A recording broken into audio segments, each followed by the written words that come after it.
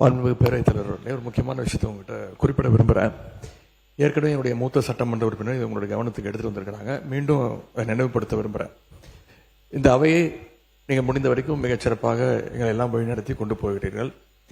எங்களுக்கும் கேள்வி கேட்பதற்கான வாய்ப்பையும் கொடுக்கிறீர்கள், முடிந்த அளவுக்கு கொடுக்குறீங்க. எங்களை விட அதிகமாக ஆளுங்கட்சி உறுப்பினர்களுக்கும் அமைச்சர்களுக்கும் வாய்ப்பை கொடுத்துக்கிட்டு இருக்கிறீங்க. எண்ணிக்கை அடிப்படையில் அவங்களுக்கு அதிகமாக கொடுக்குறேன். முடிந்தவரை குறை சொல்ல கொடுத்துக்கிட்டு இருக்கீங்க. நான் இங்கே குறிப்பிட விரும்புவதெல்லாம்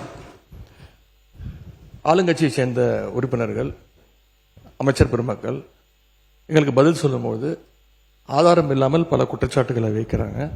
ஆனால் நீங்கள் அதையெல்லாம் அவை குறிப்பிலிருந்து சரியாக நீக்கிடுறீங்க. இன்னும் சொல்ல போனால் சட்டமன்ற வரலாற்றிலே இதுதான் முதல் முறையாக எதிர்க்கட்சி உறுப்பினர்கள் பேசுவதை விட ஆளுங்கட்சி உறுப்பினர்கள், அமைச்சர் பெருமக்கள் பேசுவதையெல்லாம் நீங்கள் தான் முதலாக அவை குறிப்பிலிருந்து நிறைய எடுத்திருக்கிறீங்க. அந்த வரலாறு நீங்கள் படைச்சிருக்கிறீங்க. அதற்கு எங்களுடைய வாழ்த்துக்களை தெரிவிச்சுக்கிறோம். இப்போ இந்த அவை நிகழ்ச்சியெல்லாம் நீங்கள் லைவ்ல எல்லாமே போயிட்டு இருக்கு. கேள்விகள் நாங்கள் கேட்டால் நாங்களே ஆச்சரியப்படுற அளவுக்கு, அதிசயப்படுற அளவுக்கு பதில்களையும் கொடுக்குறாங்க. கேள்வி கேட்டால் பதில் சொல்லலாம்.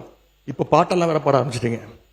எங்களுக்கே சில நேரம் சட்டமன்றத்துக்கு வந்திருக்கோமா இல்லை இப்போ சூப்பர் சிங்கர் நிகழ்ச்சிக்கு வந்திருக்கோமா அப்படின்னு சந்தேகப்படுற அளவுக்கு இங்கே பாட்டு நிகழ்ச்சிகள்லாம் நடந்து கொண்டிருக்கிறது.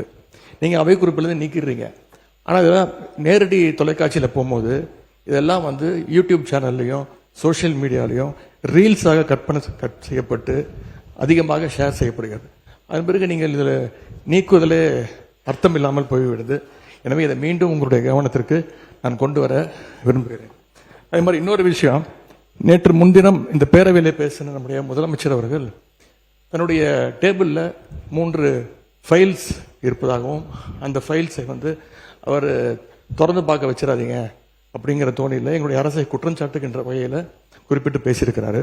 அந்த ஃபைல்ஸை நாங்கள் கேட்டுக்கொள்வது, தயவு செய்து அவர் திறந்து பார்க்க வேண்டும், அதன் மீது அவர் ஆக்ஷன் எடுக்க வேண்டும்.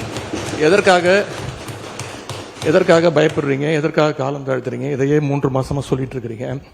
ஜோசியக்கார சொன்னாதான் அந்த ஃபைல் திறந்து பார்ப்பீங்களா? நல்ல நேரம் இதை பார்த்துட்டு இருக்கீங்களா? நான்